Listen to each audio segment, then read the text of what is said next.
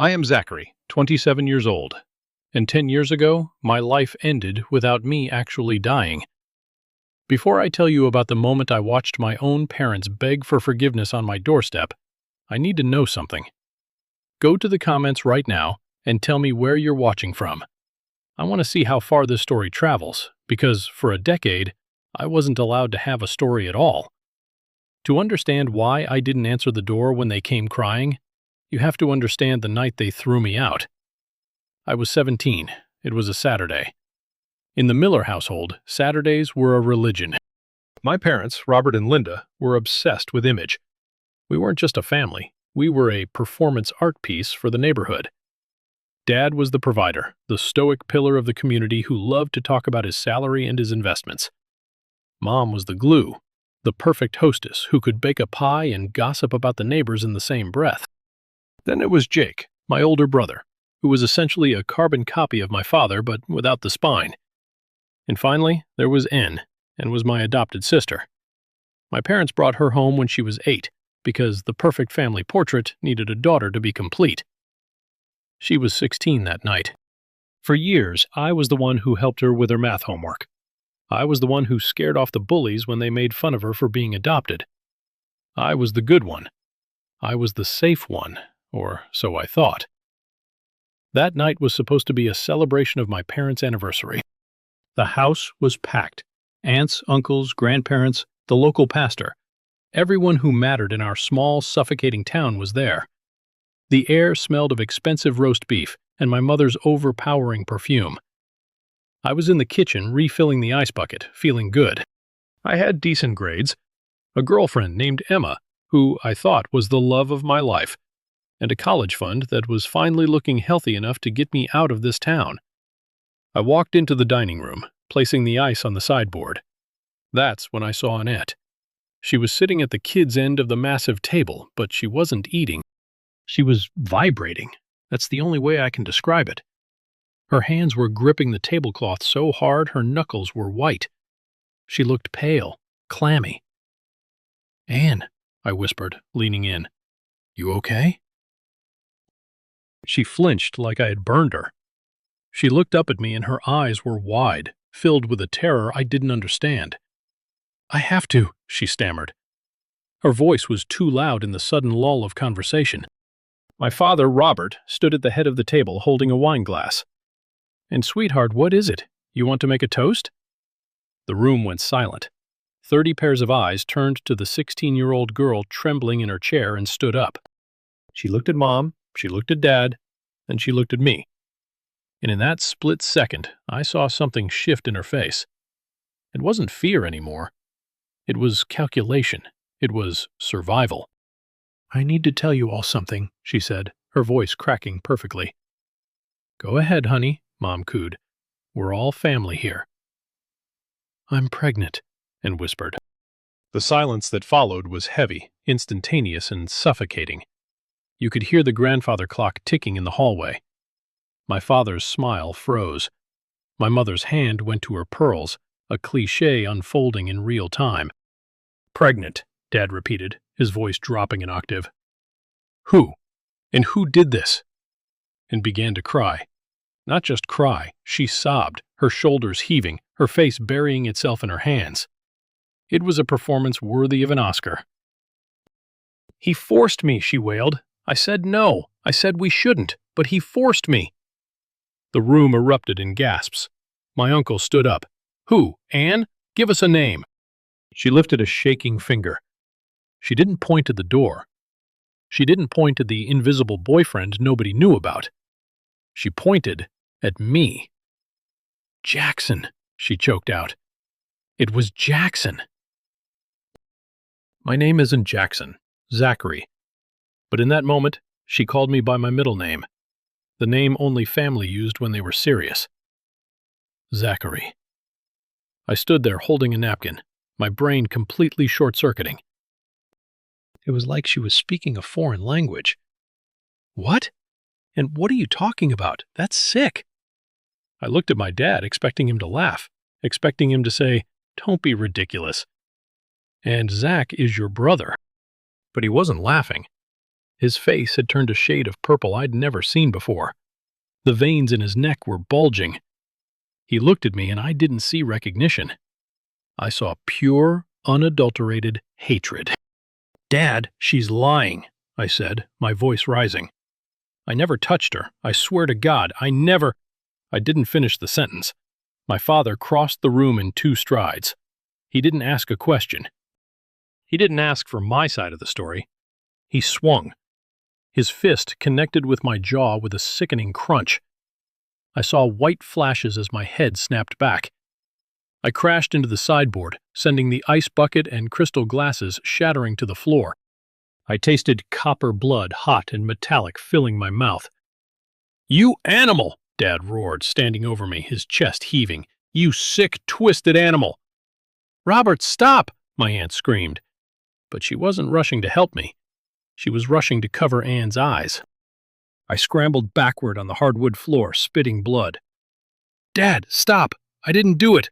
Listen to me! Don't you call me that!" he spat. "You don't have a father. Not anymore." I looked at my mother.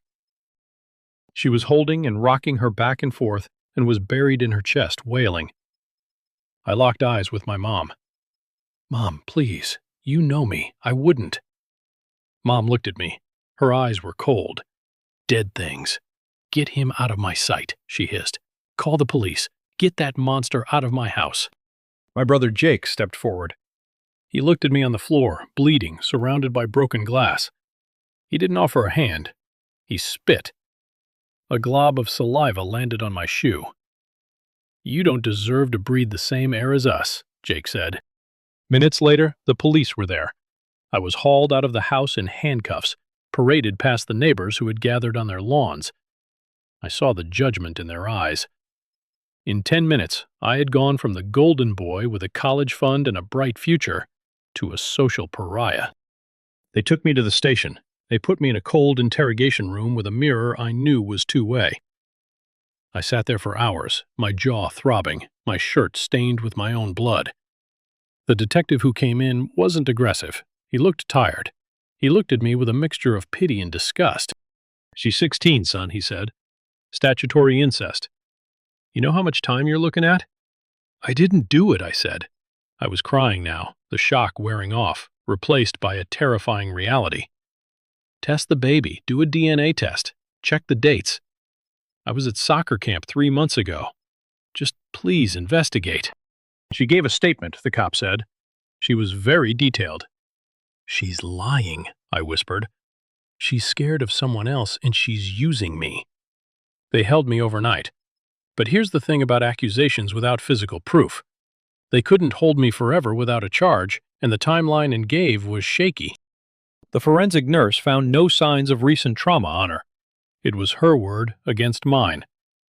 By morning, they let me go. Pending further investigation, they said.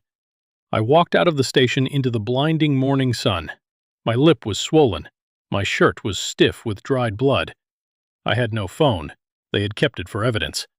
I had no money in my pocket. I thought the worst was over. I thought, okay, I just need to go home and explain. Once everyone calms down, we'll figure this out.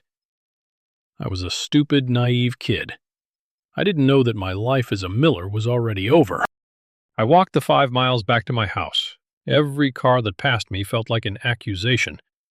I kept my head down, praying nobody would recognize me. When I finally turned onto my street, I stopped dead. My stuff was on the lawn. It wasn't packed in boxes. It wasn't stacked neatly. It was strewn across the wet grass like garbage. My clothes, my trophies, my textbooks, my bedding. My laptop was smashed, the screen shattered lying next to the sprinkler head. The front door opened. My father stepped out.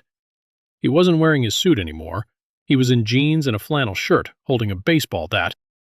He stood on the porch, looking down at me like I was a stray dog that had wandered onto his property. "I told you," he said. His voice wasn't yelling anymore. It was eerily calm. "You aren't welcome here, Dad." "I just want to get my keys," I said, my voice trembling. "And my wallet, please." "You don't have keys," he said. And as for your wallet, consider the cash inside a severance package." "Severance?" I choked out. "Dad, where am I supposed to go?" "Hell, for all I care," he said. "I spoke to the lawyer this morning, Zachary. You are out of the will, the inheritance gone, the college fund frozen. You are not a Miller. I am going to erase you from every document that ties you to this family." "Mom!" I yelled past him. "Mom!" I saw the curtain in the living room window twitch. I saw her face for a second, pale, tear-stained. Then the curtain fell back. She turned away. She chose her lie over her son. "Get your trash and get off my property," Dad said, gripping the bat. "If you're not gone in 5 minutes, I'm calling the cops and telling them you're trespassing and threatening us." I scrambled to gather what I could. I found my backpack. I shoved some clothes in it. I found my wallet lying in the mud. I opened it. $200. That was it. That was my net worth. I ran to my car, an old sedan I had bought with my own money from summer jobs. Thank God the keys were in the ignition. Dad must have thrown them there. I started the engine, the sound of it sputtering to life, the only familiar thing in a world that had turned upside down. I backed out of the driveway, looking at the house one last time. My father stood on the porch, watching me leave like a guard dog protecting the castle from a virus. I drove. I didn't know where I was going. I just drove until the house disappeared. Until the neighborhood disappeared. I pulled into a gas station parking lot 2 towns over. My hands were shaking so hard I couldn't grip the steering wheel. I needed to hear a friendly voice. I needed Emma. I went to the payphone. My cell was still with the cops and dialed her number. I knew it by heart. It rang twice. Then someone picked up. "Hello," it was Emma. Her voice sounded thick, like she had been crying. "Emma," I breathed. "It's me. It's Zach." "Zach," she gasped. "Oh my God! Where are you?" "I don't know," I said. I'm at a gas station." "Emma, you have to believe me. Em is lying. I never touched her." "I know," she whispered. My heart stopped. You know. "I know you, Zach," she said, sobbing now. "You're the guy who cries during movies. You're the guy who saves spiders. I know you didn't do it." "Thank God," I said, leaning my forehead against the cold metal of the payphone box. Okay, look, I need help. Can I come over just for a night?" Silence. "Emma, my parents," she stammered. "They know about the arrest. The whole town knows, Zach. It's all over Facebook. People are saying you're a predator, but you know I'm not. My dad said if I talk to you, he's cutting me off," she cried. "He said he'll pull my tuition. He said he'll call the police if you come near the house." I felt a cold pit open in my stomach. "So, what are you saying?" "I can't lose my family, Zach," she wept. "I can't. I'm sorry. Please don't call again." Click. The dial tone hummed in my ear, a flat, monotonous sound that signaled the end of my life.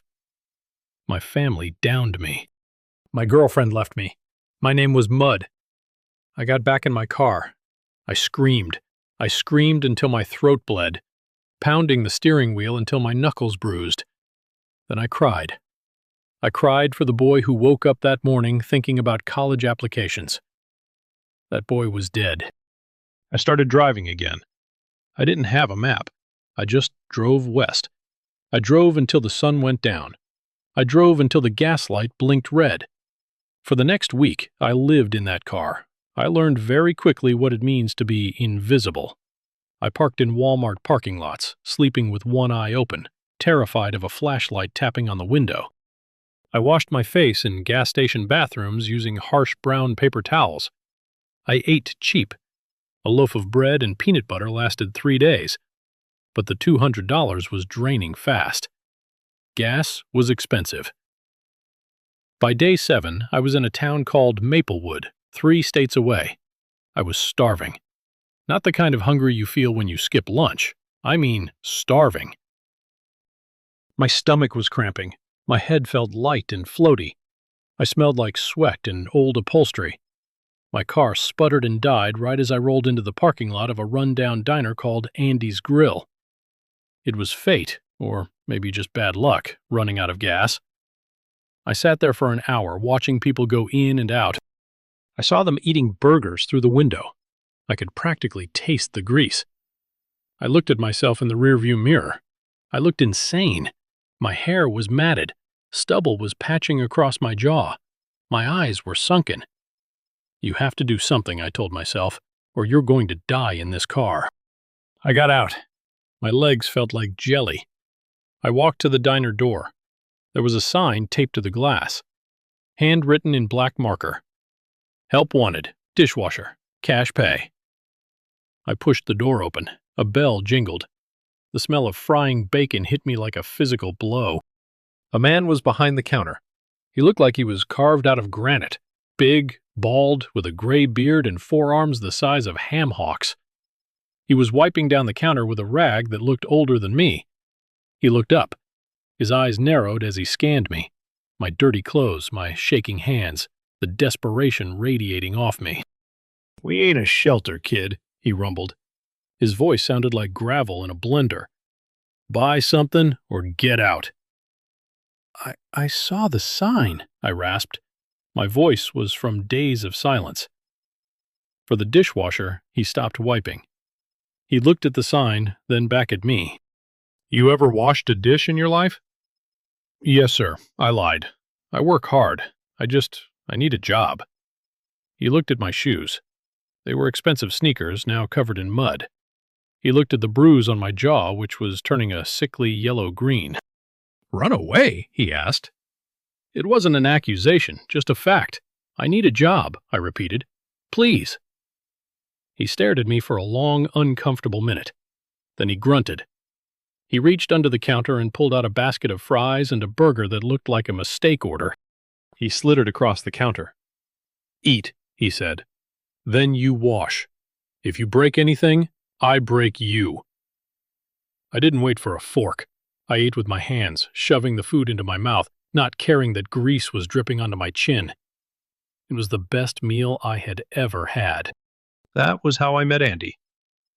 And that was the day Zachary Miller truly vanished. The kitchen at Andy's Grill was a hellhole, and I loved it. It was hot, steamy, and loud. For 12 hours a day, my hands were submerged in scalding water, scrubbing grease off plates that had been dirty since the 80s. My back ached, my fingers pruned and cracked, but for those 12 hours, I didn't have to think about my father's fist. At the end of that first shift, Andy tossed me a set of keys. "Attic," he grunted, pointing to a narrow staircase behind the pantry. "There's a cot. Don't smoke, don't bring girls, don't steal." I walked up the creaky stairs. The attic was basically a storage closet with a window. There was a mattress on the floor and a stack of old tires in the corner. To me, it looked like the Ritz-Carlton. I locked the door, curled up on the mattress, and slept for 14 hours straight. For the next 2 weeks, that was my life. Wake up, scrub dishes, eat leftovers, sleep. And he didn't ask questions. He paid me in cash at the end of every week. Meager wages, but enough to buy soap and toothpaste. I started to feel safe, or as safe as a fugitive can feel. Then the bubble burst. It was a Tuesday lunch rush. The diner was packed. I was hauling a bus tub of dirty plates out to the front when I froze. Sitting at the counter was a trucker, big guy, wearing a vest. He was reading a newspaper. On the back page facing me was a photo. It was a grainy high school yearbook photo. "My photo," the headline read. "Have you seen him? Teen wanted for questioning in family assault."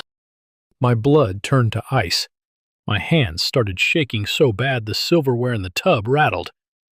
The trucker looked up at the sound. He looked at me. He looked at the paper.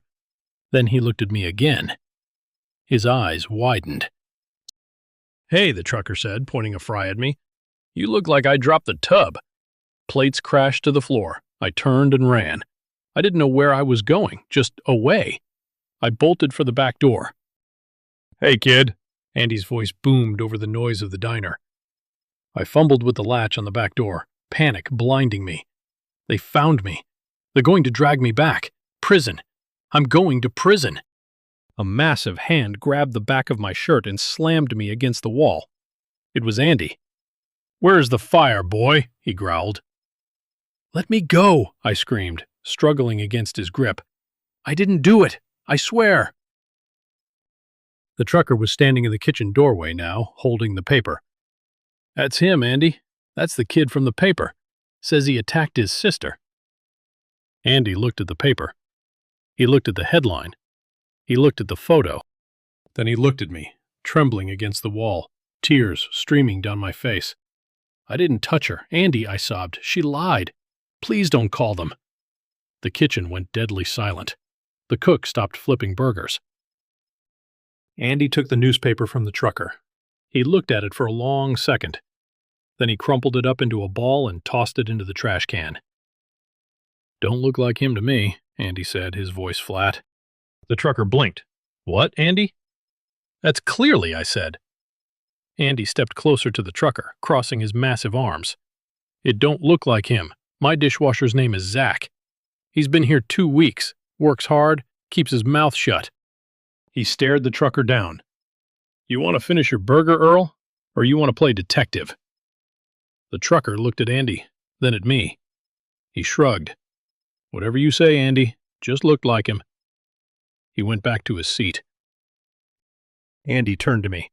I was sliding down the wall, gasping for air. "Get up," he said roughly. "Why?" I whispered. "Why didn't you turn me in?" Andy sighed, scratching his beard. "Kid, I've been around long enough to know the look of a guilty man. You got the look of a scared rabbit. Besides," he looked toward the dining room, "everybody's got a story. Some are true, some ain't. As long as you scrub those plates clean, I don't care what your last name is." He pointed to the sink. "Get back to work and stop breaking my damn plates." That was the moment Andy became more of a father to me than Robert Miller had ever been. Over the next few months, Andy started teaching me things. He saw I was smart, that I hated being idle. When the walk-in freezer broke, he didn't call a repairman. He called me over. "Look here," he said, pointing at the compressor. "You see this coil is frozen over. Why? Bad airflow, I guessed." "Smart kid," he grunted. "Fix it." I started reading manuals. I started fixing the AC units, the fryer, the ice machine. I realized I had a knack for it. I liked machines. Machines didn't lie. If a machine was broken, there was a reason, and if you followed the logic, you could fix it. Humans weren't like that. One night after closing, Andy slid a brochure across the counter to me. It was for a trade school nearby, HVAC certification. "I can't."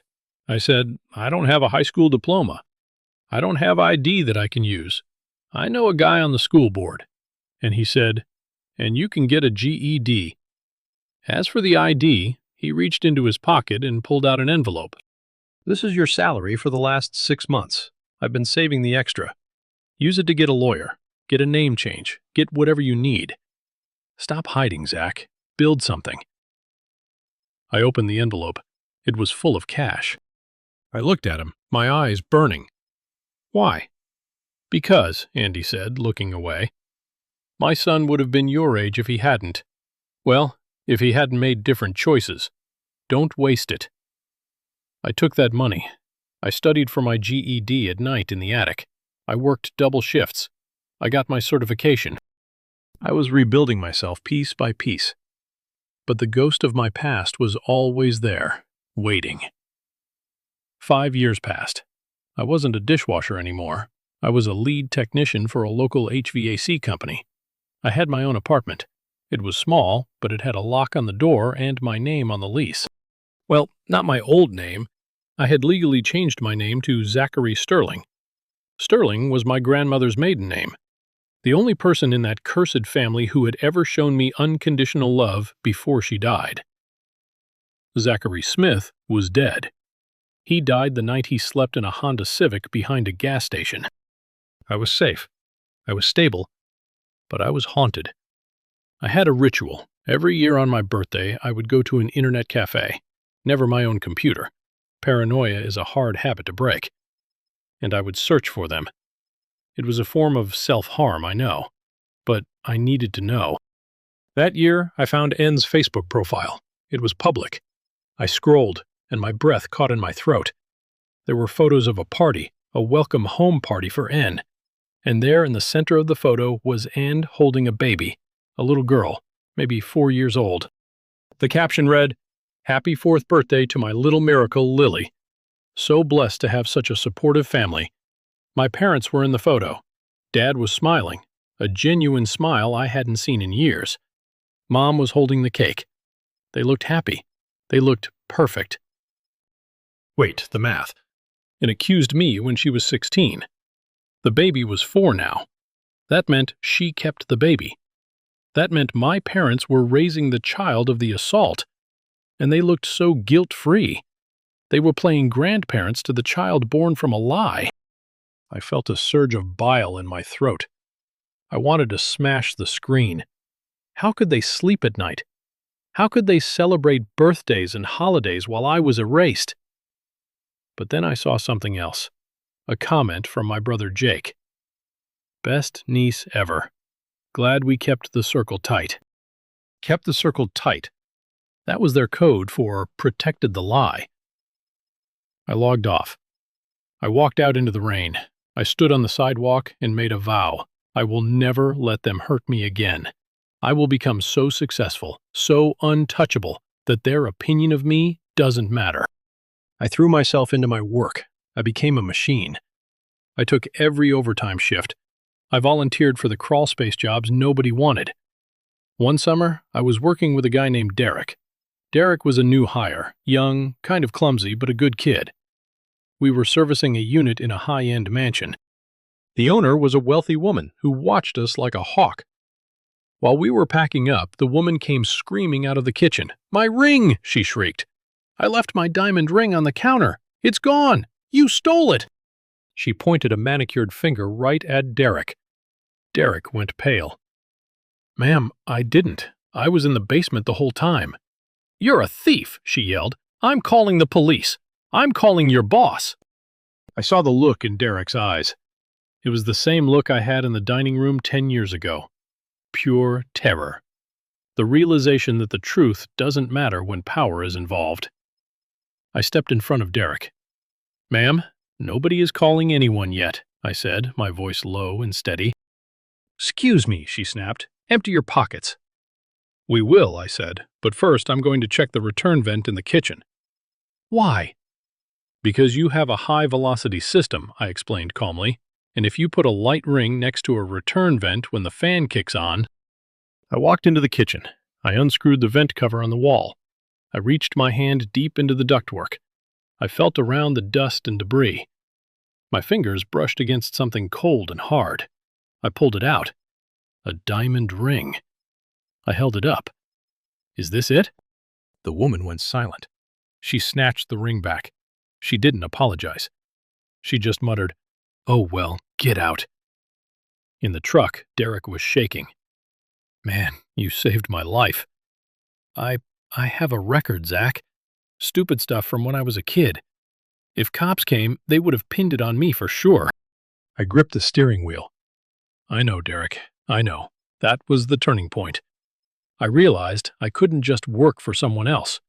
I needed to build my own fortress. I used my savings. I took out a loan. I started Sterling Heating and Air. Started with 1 van, then 2, then 5. I was ruthless with quality.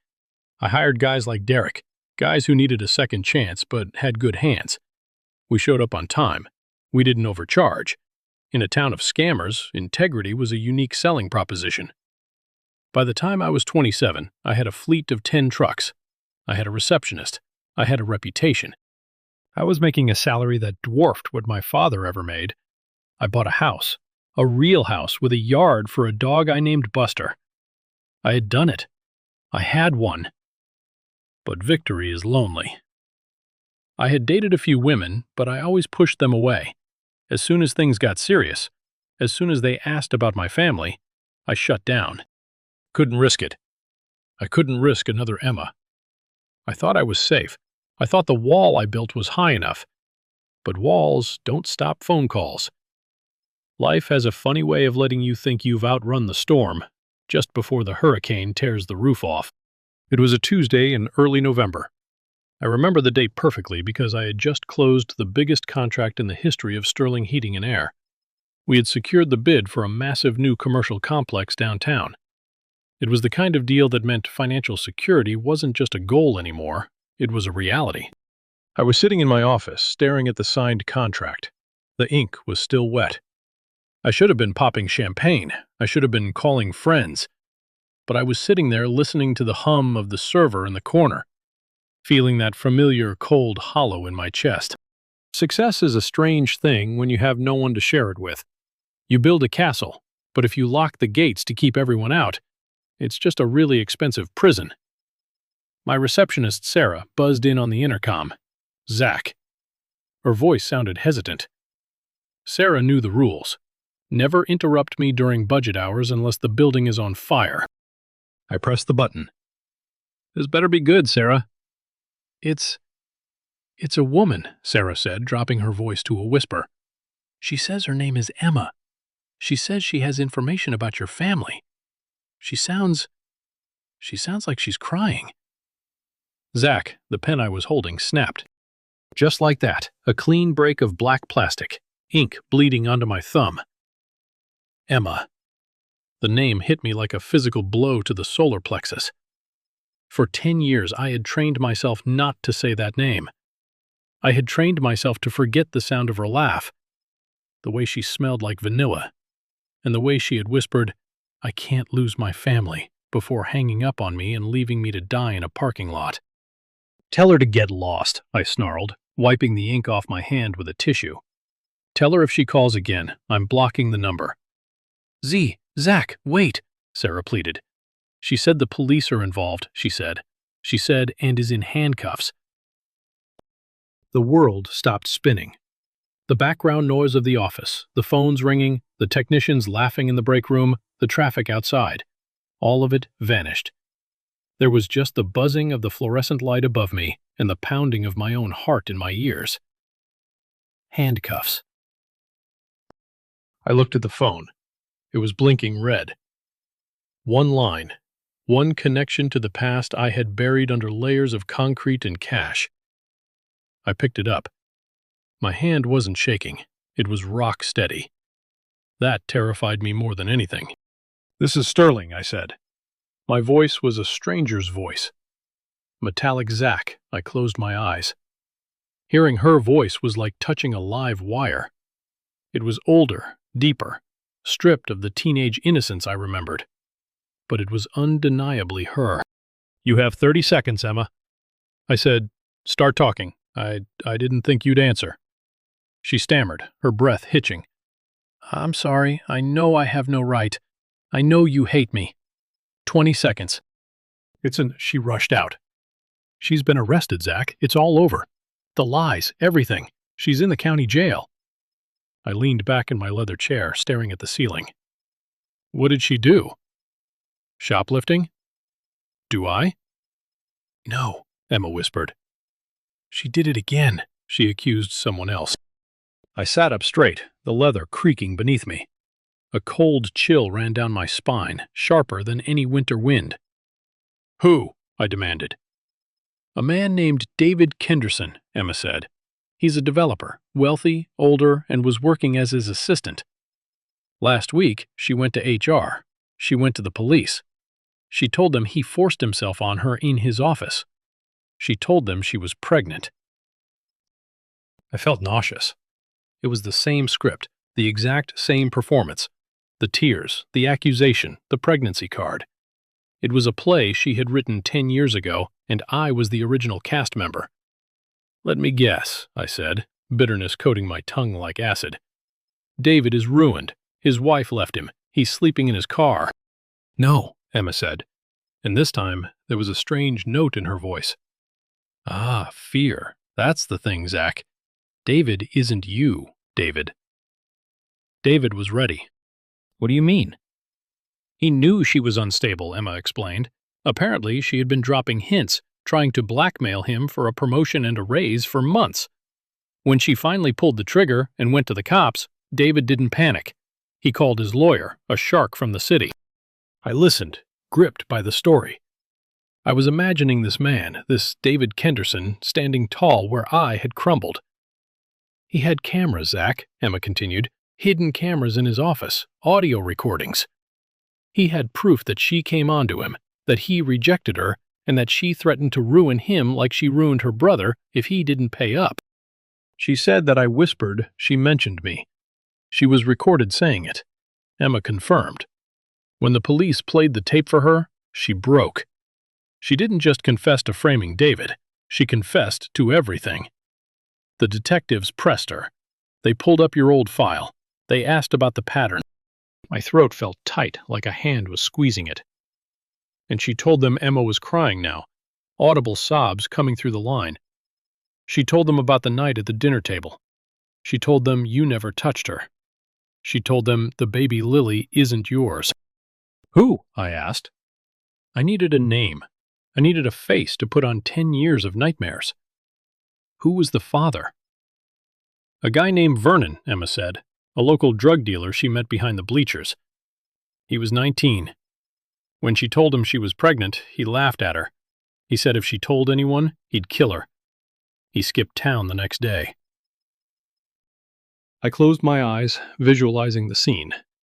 A scared 16-year-old girl, a dangerous boyfriend, a belly full of consequences. And there I was, Zachary, the brother who helped with homework, the brother who never fought back, the safe target. I was a shield, I murmured. I wasn't a monster. I was just a human shield for her mistakes. She chose you because she knew everyone would believe her, Emma said, her voice trembling with guilt. She chose you because you were good, Zach. Because you were the golden child's protector. She weaponized your kindness against you. Silence stretched between us. The truth was out. It was floating in the air, heavy and undeniable. But it didn't feel like a victory. Felt like an amputation. I looked at the frame certification on my wall, the one Andy had paid for. I looked at my hands, rough from years of manual labor. Zach? Emma asked softly. Are you still there? Why are you calling, Emma? I asked, my voice devoid of emotion. Why now? Why not 5 years ago? Why not the day I left? I needed you to know, she wept. And I needed to say, I'm sorry. I was a coward. My parents threatened to stop paying my tuition to cut my college fund. And I chose money over the truth. I chose comfort over you. I have to live with that every day. Yes, I said, you do. I didn't offer forgiveness. I didn't say it's okay because it wasn't okay. Forgiveness is cheap when you haven't paid the price of the damage. Thank you for the information, Emma. I said, don't call this number again. I hung up before she could say goodbye. I sat there for a long time. The sun moved across the floor of my office. The shadows lengthened. I didn't move. I felt like I had been holding my breath for 10 years. And suddenly I had exhaled. But my lungs didn't know how to take the next breath. My computer pinged. An email notification.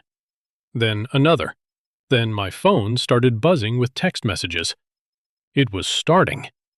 I opened a local news site. The headline was screaming in bold black letters. Local woman arrested for extortion. Admits 2-decade frame job. There was her mugshot. She looked older, haggarded. The makeup was gone. The innocent, wide-eyed look that had fooled a town was replaced by the hard, bitter lines of a woman who had spent a decade spinning a web that finally caught her. I scrolled down to the comments. User 123. OMG, isn't this the sister of that Miller kid who vanished? The one everyone said was a perv. Justice for all. I went to school with Zach Miller. He was a good guy. This makes me sick. His family destroyed him. Town gossip. I always thought something was off about her story. Poor guy. I laughed, a dry, humorless bark of a laugh. Suddenly, everyone was an expert. Suddenly, everyone always knew. Where were these people when I was sleeping in a Honda Civic? Where were they when I was washing dishes for scraps? They were the same people who crossed the street to avoid me. My office door opened. It was Kevin, one of my senior technicians. He looked pale. "Boss," he said, holding his phone. "Have you seen this? The news? It's about you." I looked at Kevin. He was a good kid, young, eager, just like I used to be. "I saw it, Kevin," I said calmly. "Is it true?" he asked. You were innocent the whole time." "Yes," I said. "I was." Kevin looked at me with a new expression. It wasn't just respect for his boss anymore. It was something deeper. "Man, I don't know how you're standing here. If my family did that to me, I'd want to burn the world down." "Fire doesn't fix anything, Kevin," I said, standing up and grabbing my keys. "It just leaves you with ashes to clean up. And I'm done cleaning up other people's messes." I walked out of the office. I walked past the receptionist desk where Sarah was staring at me with wide, teary eyes. I walked out to my truck. I sat in the driver's seat, gripping the wheel. I thought I would feel vindicated. I thought I would want to drive to my parents' house and scream in their faces, "I told you so." But I didn't. I just felt tired. A bone-deep exhaustion that sleep couldn't fix. My phone buzzed again. A voicemail. I checked it. It was from a number I didn't recognize. Played it. "Mr. Sterling, this is David Kenderson. I believe we have a mutual enemy. My lawyer tells me your testimony could be the final nail in the coffin. I'm going for blood, Zach. I'm going for custody arrangements regarding her child. I'm suing for every penny of inheritance she might claim. I want to make sure she never destroys a man again. Call me." I stared at the phone. This was it. The crossroads. I could walk away. I could let the police handle it. I could stay in my safe, quiet life as Zachary Sterling. Or I could step back into the fire, not as a victim this time, but as a witness, as the hammer of justice. I looked at my reflection in the rearview mirror. The scared 17-year-old boy was gone. The man staring back had gray hairs at his temples and scars on his hands. I started the truck. I wasn't going to hide anymore. This is the moment that changed everything. The moment the weight of 10 years was lifted off my shoulders. Not by a hug or an apology, but by the cold, hard truth revealed in a police interrogation room. I finally reclaimed my name. But the battle was far from over. If you have been listening this far, you are incredible. Please do me a huge favor. Hit that like button and comment number 1 below. Let me know you're riding shotgun with me on this journey. It not only helps more people find this story, but it tells me that my pain wasn't for nothing, that it means something to you. Your support is the fuel that keeps me going as I prepare to face the people who erased me. When the truth comes out, it doesn't just set you free. It burns everything around you to the ground.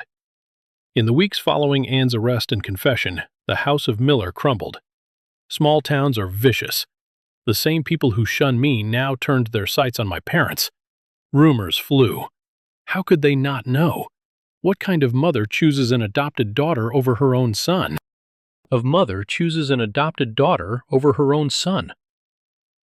I heard Robert lost his job. It was true. My father, the man who prided himself on his reputation, was let go. His company didn't want the bad PR of employing a man who facilitated the framing of his own child. The divorce rumors started swirling around my brother Jake, whose wife apparently didn't like being married to a coward. I watched it all from a distance. I felt like a god watching a city burn. Then they showed up. Started with Mom. I was at my warehouse supervising the loading of a new shipment of AC units. The security guard at the gate radioed me. "Mr. Sterling, there's an older lady here, says she's your mother." I tightened my grip on the clipboard, let her in, but escort her. I waited in the loading bay. A few minutes later, a sedan pulled up. My mother stepped out. She looked small. The imperious woman who ruled the dinner table was gone. She was hunched. Her hair was graying. She was holding a Tupperware container. She walked up to me, her eyes filling with tears. "Zachary," she breathed. I didn't move. I stood there in my work boots and Sterling HVAC polo shirt, arms crossed. "It's Zachary Sterling now." She flinched. "Oh yes, I heard." She lifted the container. I made your favorite chicken casserole. I thought maybe you were hungry." I looked at the casserole. The absurdity of it almost made me laugh. 10 years of hell, and she brings a casserole. "I'm not hungry," I said. "What do you want?" "I want to apologize," she wept. "We didn't know, Zach. She lied to us, too. She was so convincing. We were victims, too." "Victims." I stepped closer. "You watched Dad beat me. You watched me bleed on the floor. You didn't ask me a single question. You threw my clothes in the mud. Your father was so angry." She sobbed. "I was scared." "You weren't scared," I said coldly. "You were relieved. You preferred the lie because it was cleaner. It was easier to sacrifice me than to admit your perfect daughter was flawed." "Please," she reached for my hand. "We miss you. The house is so empty. Dad is. He's not doing well. We want you to come home." "I am home," I said, gesturing to my warehouse. "This is my home." "Zach, please take your casserole," I said, "and leave. If you come back, I'll file for a restraining order." She stood there stunned. She wasn't used to hearing no. She set the casserole on a shipping crate and walked away, sobbing into her hands. I threw the casserole in the dumpster. 2 days later, it was Dad. He didn't come with food. He came with attitude. He barged into the reception area, bypassing Sarah. I heard the commotion and opened my office door. There he was, Robert Miller. He looked older, thinner, but the arrogance was still there. "Sir, you can't be back here," Sarah was yelling. "It's okay, Sarah," I said. "Let him in." Dad walked into my office. He looked around, taking in the mahogany desk, the awards on the wall, the view of the lot full of trucks. "You've done well," he said. "No hello, no sorry, just an appraisal." "State your business," I said, not inviting him to sit. "Don't speak to me like that," he snapped, the old reflex kicking in. Then he caught himself. He sighed. "Look, son, things are complicated. This lawsuit from Kenderson is going to bankrupt us. The legal fees, the damages. He's talking about taking the house. Sounds like a problem." I said, "We need you to talk to him." Dad said, "He's your ally, right? Tell him to back off. Tell him we've suffered enough. We lost our daughter to prison. For Christ's sake, you didn't lose her." I said, "You enabled her. We made a mistake." Dad slammed his hand on my desk. "We are human, but we are family. Blood is thicker than water, Zachary. I'm not a Miller," I reminded him. "You said it yourself. You erased me." I was angry, and now I'm indifferent, I said. I pressed the intercom button. "Security, I have a trespasser in the executive office. Please remove him." Dad's jaw dropped. "You're calling security? On your father?" "You're not my father," I said, looking him dead in the eye. "My father was a man named Andy who ran a diner and taught me how to be a man. You're just a guy who owes me a childhood." 2 burly guards appeared at the door. "Sir, you need to leave," one said. Dad looked at me, his face turning that familiar shade of purple. But he didn't swing this time. He knew he had no power here. "You're a cold bastard," he spat as they let him out. "I learned from the best," I replied. A week later, a box arrived. No return address. I opened it. It was full of letters, dozens of them unopened.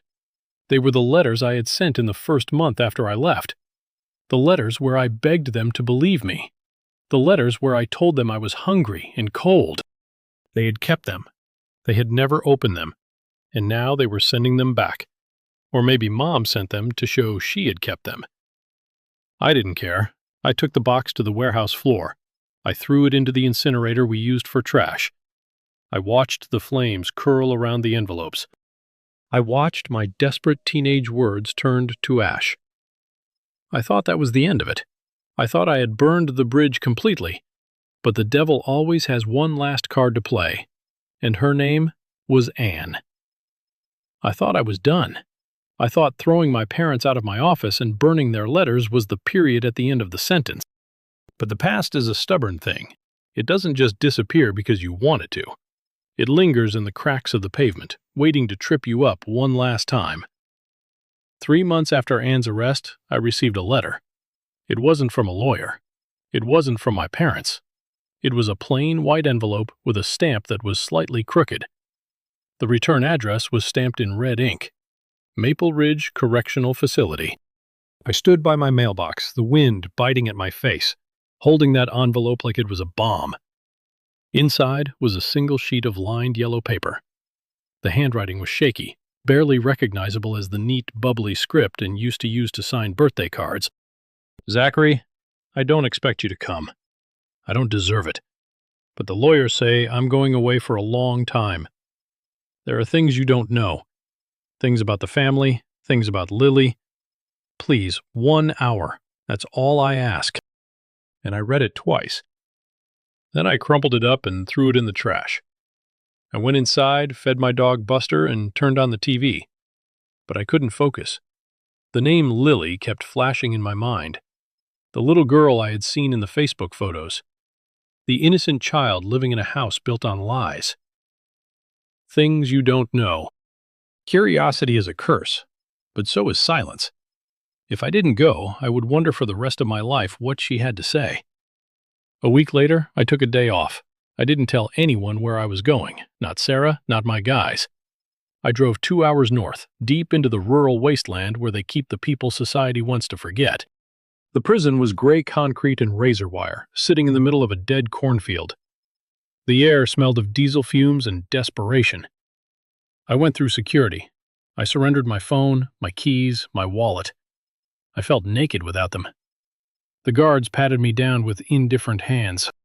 Visitor for inmate 8940. The guard grunted. Booth 4. I walked into the visitation room. It was cold. A long row of plexiglass windows separated the free from the caged.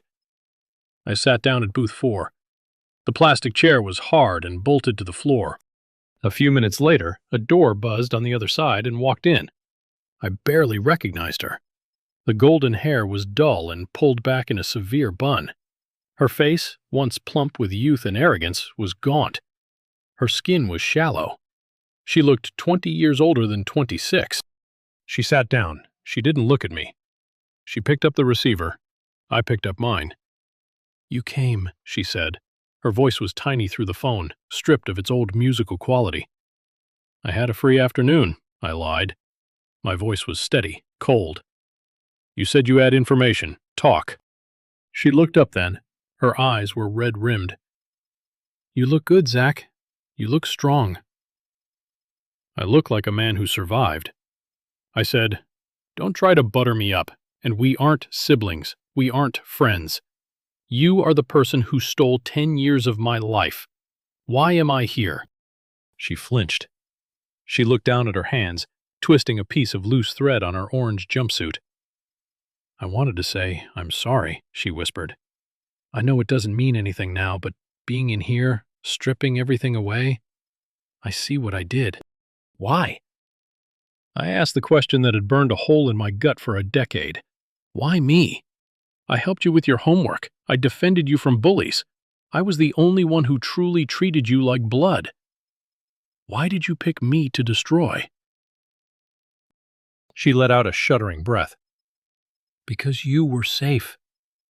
I stared at her. Safe? Vernon, the real father. He was scary, Zach. He had a gun. He told me if I named him, he'd hurt me. He'd hurt the baby. She looked at me, pleading for understanding. "But you were Zach. You were the gentle one. You were the good son. I thought you would just deny it and Mom and Dad would handle it quietly. I thought maybe they'd send me away for a while or get me an abortion. I didn't think." "You didn't think they would throw me out like garbage?" I finished for her. I panicked. She cried, tears tracking down her hollow cheeks. And then, once the lie was out, everyone believed it so fast. Dad was so angry. Mom was so dramatic. I couldn't take it back. If I admitted I lied, they would have hated me too. I was scared of being alone. So, you made sure I was the one who was alone, I said. You traded my life for your comfort. That's not panic. And that's evil. She nodded, sobbing silently. I know. I deserve this. I deserve to be in here. Is that all? I asked, preparing to hang up. You wanted to give me a history lesson on your cowardice. No, she said quickly, pressing her hand against the glass. It's about Lily. I froze. What about her? She's 10 now. And said she's smart. She asks questions about her father. My stomach tightened. And Mom and Dad hesitated, looking terrified. They never told her the truth, even now, even after the arrest. What do you mean?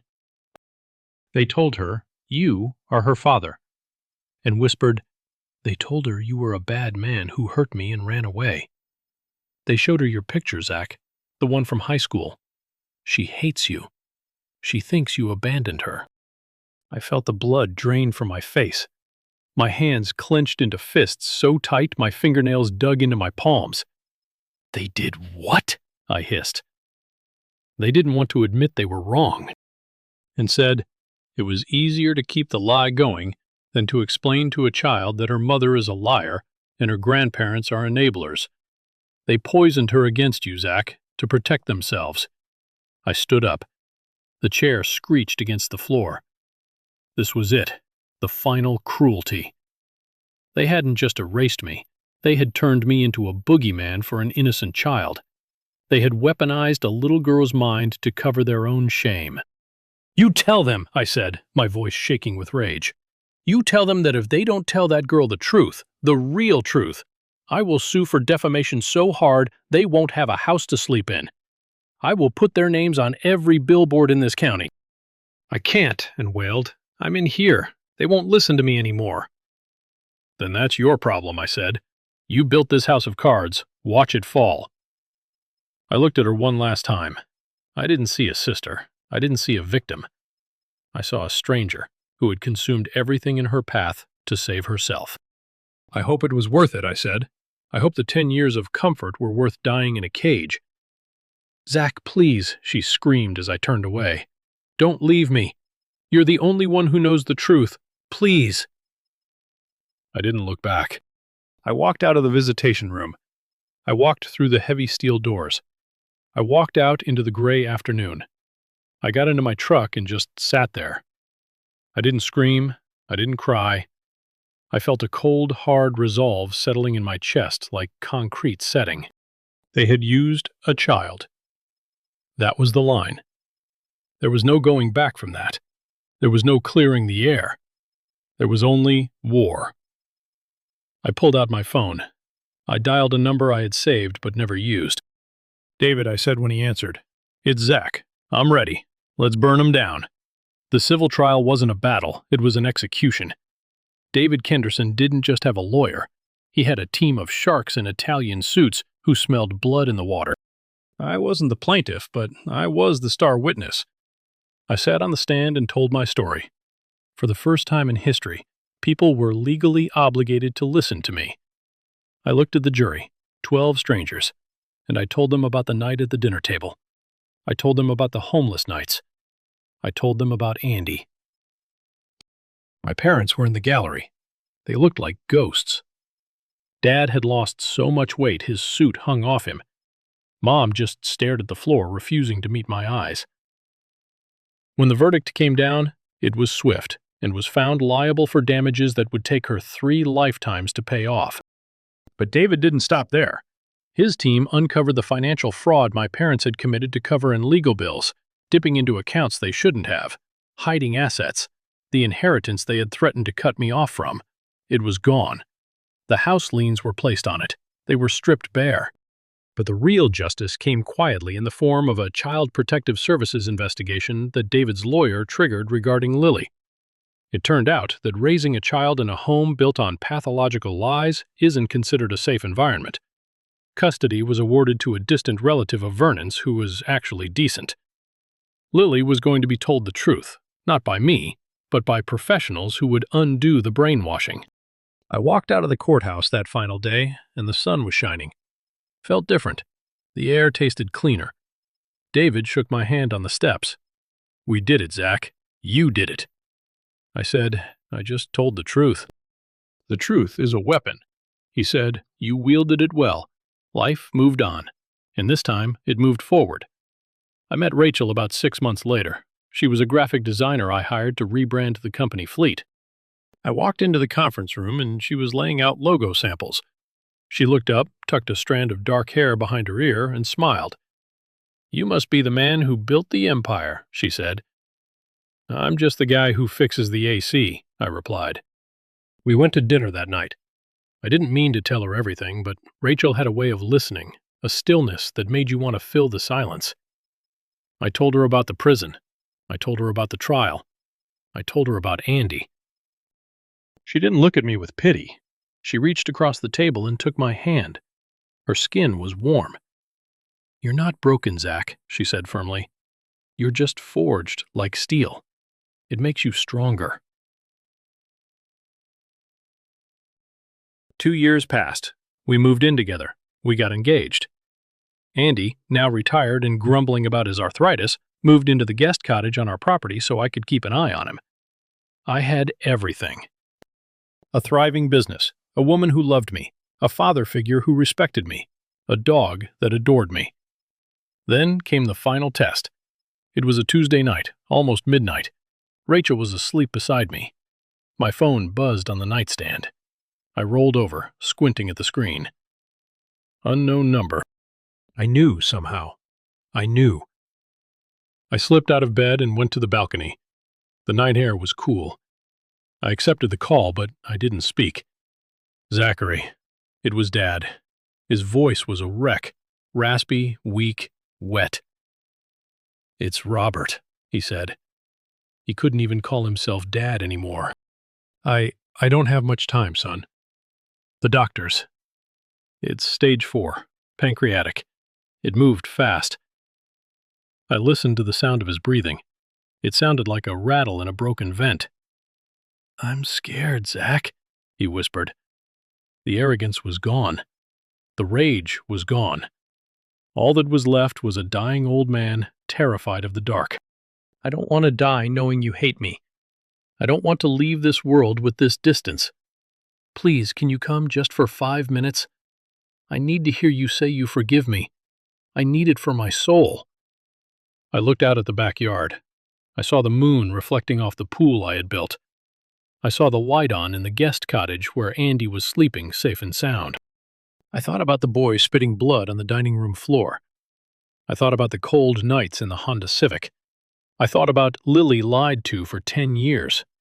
Forgiveness. It's what movies tell you to do. They say it's for you, not them. They say you have to forgive to heal. But they are wrong. Sometimes forgiveness is just permission for them to feel better about destroying you. He wanted absolution. He wanted me to wash his hands clean so he could face Judgment Day with a lighter conscience. He wanted to use me one last time as a priest, as a sanitizer. "Zachary," he wheezed, "are you there? Please, son." "Robert," I said. My voice was calm, peaceful. "My father is sleeping in the guest cottage. You have the wrong number." "No, wait, don't." I ended the call. Then I did something else. I blocked the number. I blocked Mom's number.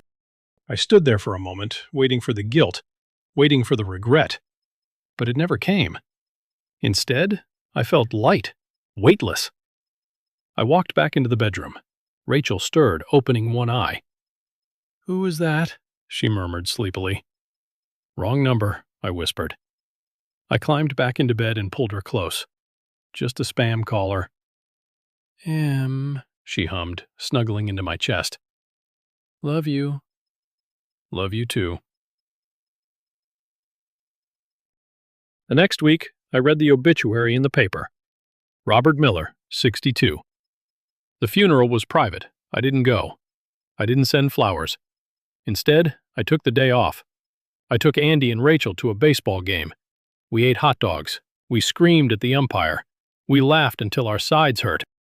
I looked at them. Andy wiping mustard off his beard, Rachel cheering for a home run. And I realized the truth. Biology is an accident. Family is a choice. They tried to erase me. They tried to turn me into a ghost. But they failed. I am not a ghost. I am a man who built his own world from the ashes of theirs. And in this world, there are no lies.